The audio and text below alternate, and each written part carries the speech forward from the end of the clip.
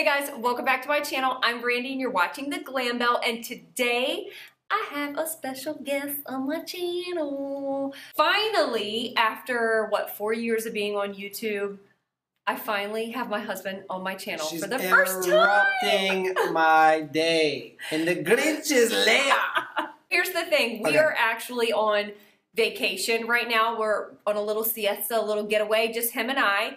It is the 22nd anniversary of his proposal to me. I was 17 on Valentine's Day. I was a baby. I was a baby too. Yeah, he was only 19. We came here to celebrate our, just our relationship over the years. So I thought what a fun video it would be to have him not only be introduced on my channel, because many of you guys have asked him to be on my channel, but also to answer you guys' questions. And I kind of said to ask us anything, but most of them, of course, were going to be kind of relational based because it is Valentine's Day. It's the time to celebrate love. We have been together a total of 24 years, right? 24 years. Full disclosure, behind the camera, the most beautiful, breathtaking view ever. So yeah. If I'm distracted, that's why I'm not cross-eyed. I'm actually just getting distracted by the view. Make sure to subscribe to my channel if you aren't already,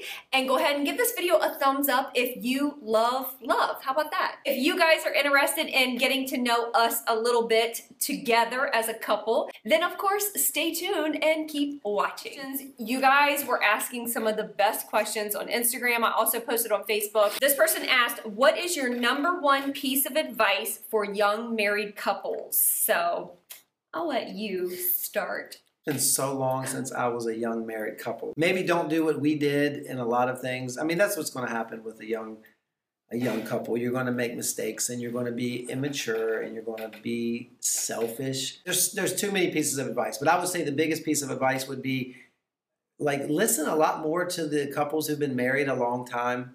I know, you think they've never been 20, 25, 28, whatever, however old you are when you're getting married. But listen to the couples who are happily married and they've been married for, 30 plus years. Because they were teenagers, they were young people. And I know I thought the same as any other young couple, that how could you relate to me because there were dinosaurs living when you were dating and all that. You definitely think when you're young that you know it all and no one can really tell you otherwise and that you just have it all together. But being married for almost 20 years, it'll be 20 years in June, and we got married, I was 19 and he was 21 when we got married, so obviously we were really young, and I definitely wish that we would have had some couples that had really happy, successful marriages for a long period of time that we could have really gone to and gotten some good insight as to what we were, venturing into. But we made it, we made it through the hard times. And I was actually 20. See, I don't even remember how old I was. I was actually 20 when I hadn't turned 21 when we got married. That's right. 19 and 20. That's crazy young. It's been a long time. It's been a long, long time. Bring it on. So one of our kids thought it was funny to make a comment and said, why'd you decide to have 3 kids? Why not just stick with 1? Can you guess which child? This was our oldest that asked this. We really did only want 1. Yep. And we had 1, and we saw her beautiful face and thought, this is pretty good, but I think, God, you could do a little better. So how do you like that, Miss Skylar P? But God bless us with 3 beautiful daughters, and we could not be happier. They are all so different, and we love them all so, so much. What was probably one of your greatest troubles during marriage? And a couple people asked this in like different ways. What was your biggest trial? What was your biggest trouble? We had so much money when we just got married. Like trying to figure out how to spend it all. And rolling in the dough. Tens of dollars. We had tens of dollars coming in and out of our account. If you didn't get that, we were po. We had the same troubles as any couple could have. Yeah. Honestly, if you know enough about us, you know that God is the foundation of our relationship, without a doubt. Before I'm even a husband, I'm a child of God. God is who matters. Christ in my life matters more than anything else. Absolutely. Even before my wife. And what I mean by that is I could never be the husband that I'm destined to be if I wasn't first a child of his. Yeah. And understand what that means to walk in a relationship with him. We had troubles like anyone else, but the biggest difference has been, even when I was stubborn, even when she was stubborn, I was probably the most stubborn, but at our young age, is that we always knew where to go back to. Yeah. Absolutely. Absolutely. If you're, wanting to know like specifics, I mean, we've been through everything. We've been through, chronic health issues where, he supported me for many, many years trying to get through all of that. A lot of you have probably seen my breast implant illness story. I have it here on my channel, but a lot of that was very, very trying, just mentally, physically, and on our marriage. We've been through miscarriage. We've been, on the brink of divorce at one point. Of course, communication issues, like all of the normal things. Getting through those troubled times God was always the foundation that brought us back and, reminded us of what was truly important. And there's never going to be one specific thing that's like, hey, avoid this, and then you help yourself, 30%, or, it's like you fix this one thing and then you have a much better chance. Because anything can cause divorce. Financial issues can cause divorce. Problems with relatives, your in-laws can cause divorce. Problems with where you live and a spouse being separated from her family can cause divorce. Over time, it's all these little things that build up, and resentment starts, and from one to another, and the next thing you know, you're slamming the door and running out because of a toilet seat or something. But that's not the root cause of what's going on in your life. There's been lots of different things that we've gone through like anyone else. The foundation is God, no doubt about it. Absolutely. What would you tell your daughters if they were engaged at 17? Because I got engaged at 17. No.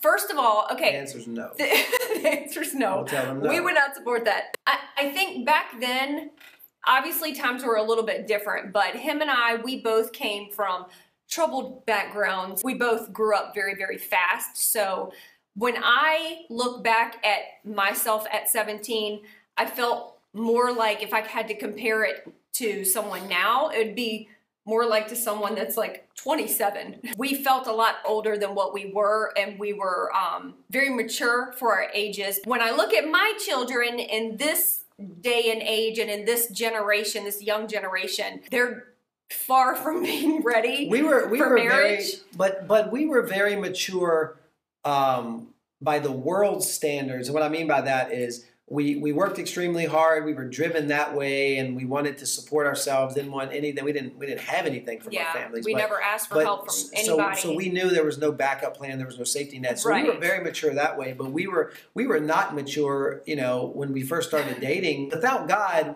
we would have ended, it would have never lasted. It would have never, ever lasted. So, intertwined, holding all of that together is, to make a long answer longer, I guess, would be loving God, having a husband who loves God more than anything else, including you, is what's the most important thing. Obviously, we would be giving her insight leading up to that. So, would I be comfortable with any of my kids at 17 getting engaged? No. I mean, to be honest, I definitely would not. I know that we went that route, but life was a lot different for us than it was for them. But just making sure that they're educated and on the decisions that they're making, and I guess giving them that godly insight, if you will, to make sure that they understand the weight of what being engaged in marriage means, and that commitment really truly means. Were you both Christians when you met?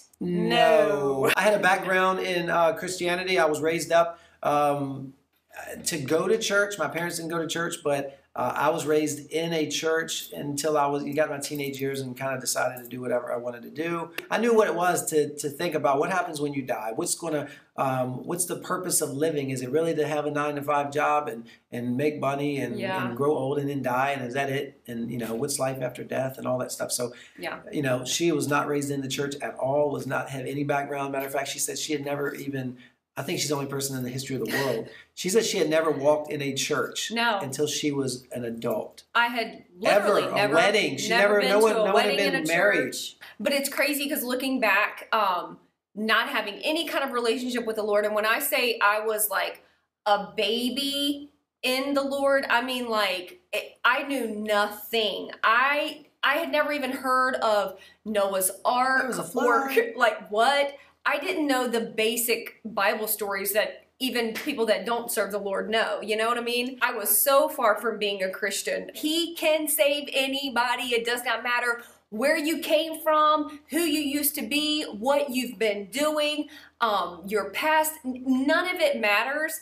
He will accept you exactly the way you are. He will help you change and be the best version of yourself that you can possibly be. So it's just amazing because he took the old me that was just filthy rags in his eyes and washed me clean and literally made me a new creation, and I've never been the same. And I know for some of you that may follow her, and you know, you don't go to church, you're not a Christian, you don't have that background, and it seems so weird to you. And I get that completely. I totally understand where you're coming from. I was there. When you meet Christ, you meet Christ. Meaning, you know, the Bible's example says that if you seek God, you'll find him.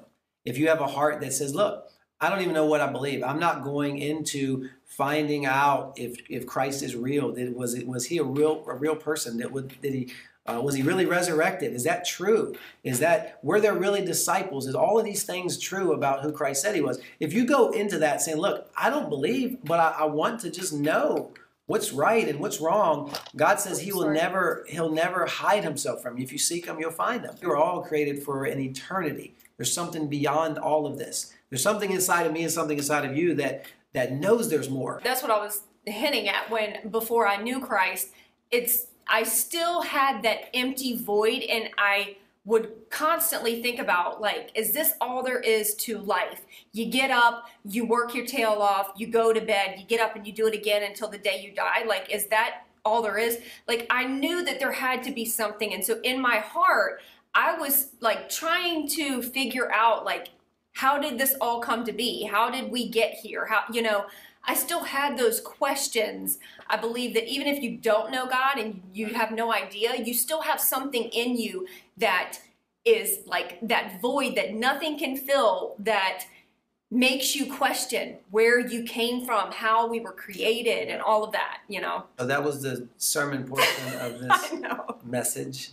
But we can't help it. It's who we are. I know. It really is. It's like who we are. God is everything to us. This is an easy one. How long were you in the Air Force? That was for you. I was in the Air Force Reserves for a total of 6 years. I went to boot camp, and we were separated. We were dating for maybe 6 months, and then I hit her with, "Hey, I'm gonna be gone for 6 months." Actually, we were only dating like maybe 4 months. Yeah. But she fell so head over heels in love with me in 4 or 5 months. That he better be glad I did. She was like, bye, Felicia. Oh, anyway, Felicia. So we were only together for 4 or 5 months. I went into boot camp, and then I went from there straight to training for the school that I was going to be in. And I was in the reserve, so I wasn't gone for more than the 6 months. The funny thing is, she was trying to figure out what she was doing in her life. And I was too. You know, we're both really young. We think we're so mature and stuff, but we were so young. When I came out, I was so excited about it, and you know, you have the option. I said, I'm thinking about going active duty, and then she's like, "Can I tag along?" And oh, whatever. Then she seriously considered. Think about this. She considered being in the Air Force, like seriously considered. She said, "I think I want to, you know, not let's get married and I'll go with you," but she was seriously considering going into the Air Force active duty as well. It's hilarious now to think that Glam Belle was going to be going into what in the world? Could you imagine the armed forces? Could you imagine me in the armed forces? You talk about like, but I had talked to a recruiter and everything, like 2 roads, like crazy. So weird. Do you guys accept each other's good and bad habits unconditionally? Do you accept them unconditionally? First, how about you tell me what some of my bad habits are, and I'll say no. what some of your bad habits No. Do you want to see us kick this thing down? We don't accept one another's bad habits unconditionally. No. If someone you know, snores in their sleep. She says I snore in her sleep. Snore in my sleep He started. As one. But if someone does that, do you hate them because of it, or do you? But also, it doesn't mean you accept it. For instance, she's trying to kick me out of the bed now, so she's not accepting it by any means. If a bad habit is my husband sleeping around, you know what I'm saying? That's a little different. But you know what I mean? Sometimes we get so bent out of shape. The things that we used to love about our significant other, when we get married and you're married for a long period of time, those things start to annoy you. I used to love the way you used to suck your teeth after dinner. And now it's like, get out of here, you bum. Oh, it's like nails on a chalkboard. You know. But I will never let go of the fact that the toilet paper is supposed to go over the roll. Can't let it slide. And I don't even care, to be honest with you. As long as there is toilet paper, I'm cool.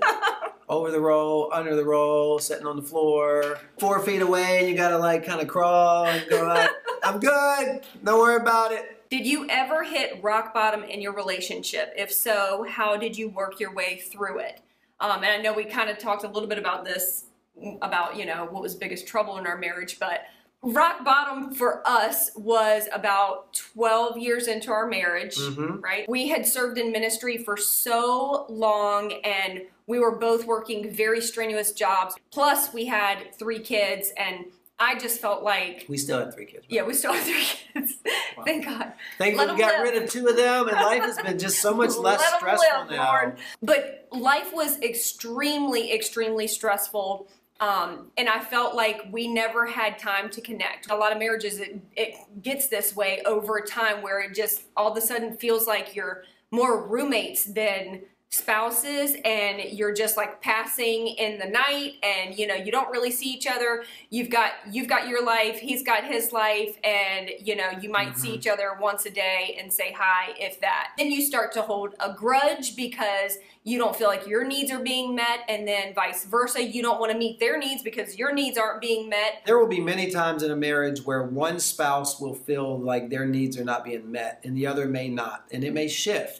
Yeah. Where this person, this could go on for months or years. But I would say the one thing seriously is that don't hold a grudge to that spouse. Number 2, let them know about it. Like really let them know what's going on, because it's just funny how it's just human nature. You know, someone hurts you, and then you want to hurt them back, and then you hold a grudge, but then they should know what's going on in my heart and all that stuff. That's part of it. Work on it, and the sparks will come right back. They really will. That was me with, you know, when she was really struggling, and then I was struggling, was because I wasn't being the husband that I should be. You know, I was just busy, just out of my mind, busy and selfish, sort of, I guess, without even realizing how selfish I was, because this has to get done, that has to get done. I don't know, you know. Yeah. So that was a lot of it with us. And again, it can happen with anyone. Being completely an open book about it, I mean, I had already looked into, you know, divorce lawyers. I had looked into apartments. I had made a budget for myself to make sure that I could, you know, afford things on my own with my kid. Like I had it all planned in my head. That's how serious I was about, I'm done and I'm ready to move on. You know what I'm saying? But God is a miracle worker, and it was going to take a miracle to bring me back from that place, because in my mind it was already made up. You know what I mean? So you may be hopeless and think that, hey, you know, my husband's a jerk. He's been a jerk for 5 years. I don't know why he's so different now. Or you may say, you know, my wife is just so much different than she was in the past, or you know, whatever you're going through.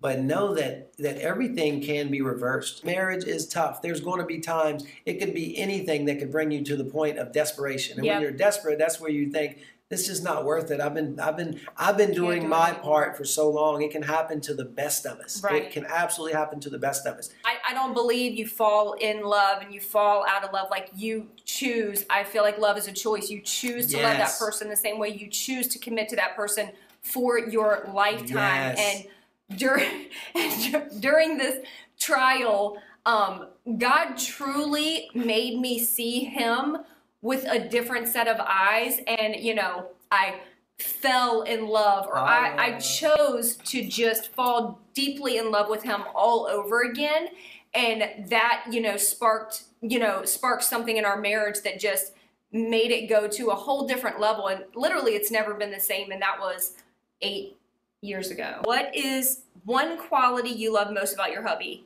And same question for you to me. Oh, this is good.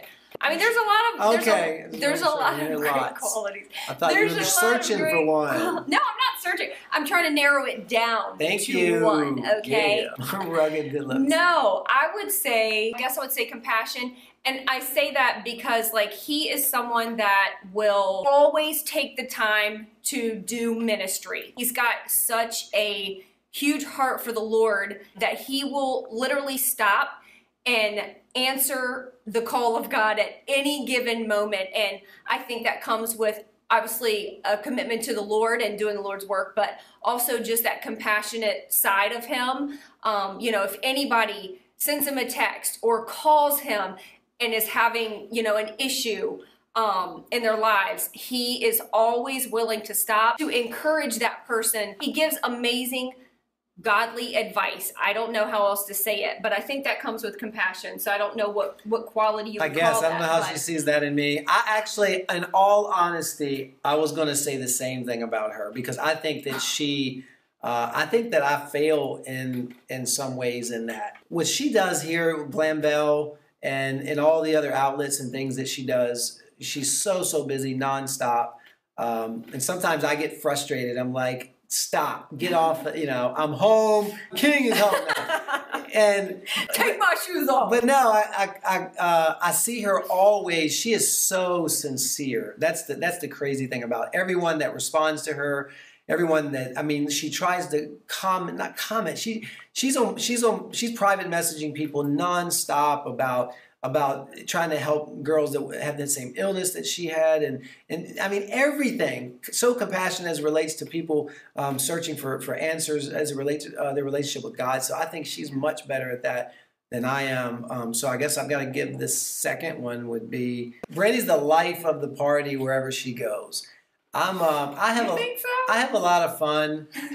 I do. But I'm more of like a 2 to 5 person fun. Brandy is like a 15 to 20, 30, 40, 50. She gets that from her mom. Yeah, definitely. So she is very, very fun to be with. I call myself an extroverted introvert because I definitely like need my time to like decompress and be alone and all of that. But I do love like being in a crowd and, you know, getting to know people and, you know, I don't know. How do you encourage each other to keep going even if you feel like you can't? He is a great encourager, and especially when we went through the hard time, he became such a huge like support system for me and encouragement to me. He knows when I'm down. He knows when I'm not feeling well. He knows when it's almost like he can read my mind, which I think that's just comes with being together for so long. It's almost like he knows when I need encouragement. So whenever I'm going through something, I don't even have to tell him what I'm going through. And he just knows to be there and to like lift me up and just give me positive insight. And, you know, I think that's what keeps me going. That's what gets me through. You just do it. Meaning, how do you do it? Meaning, it's not about having the perfect words. Like in marriage, it's not about being perfect. No. If you've been married for perfection is not key. Yeah, it's literally about pushing yourself to be the best husband you can be, pushing your wife or pushing you as a wife to be the best wife you can be. That's it. It's literally about just trying to think of your spouse more than you think of yourself. That's it. I mean, it's such a simple thing, but it's hard. It's so hard. Yeah, so it's easier said than done. To think of someone, it's easy to think of them when you're dating. Like, I'll walk to the ends of the earth for you just to get you a slice of pizza or whatever. But then you've been married for 20 years and you like... Get your own daggone pizza. Yeah, get your own stuff. You just lay there all the time. You don't do anything. You know. So how do you encourage someone? You just do it. You just... You know, it's not about having the right words to say, but just, hey, baby, you can do this. You know, that's right. But, you know, get your head up. Words of encouragement go a long, long way. There's no perfect husband or wife out there. You just try to be better today than you were yesterday. It's our Valentine's thing. That's good advice, man. We were at St. Thomas, and we were looking at an amazing view. But just like I said, it's just stuff. It's just an amazing view. But I've got my Valentine's. This is what makes it a good time. And it doesn't matter where we're at or what we're doing. We love each other so much that we want to be in each other's presence. And that's where you want your relationship and your marriage to, you know, to get to that point where they literally are your best friend and you cannot fathom them not being in your life. That is it. If you stayed throughout this whole video, you deserve a hand clap.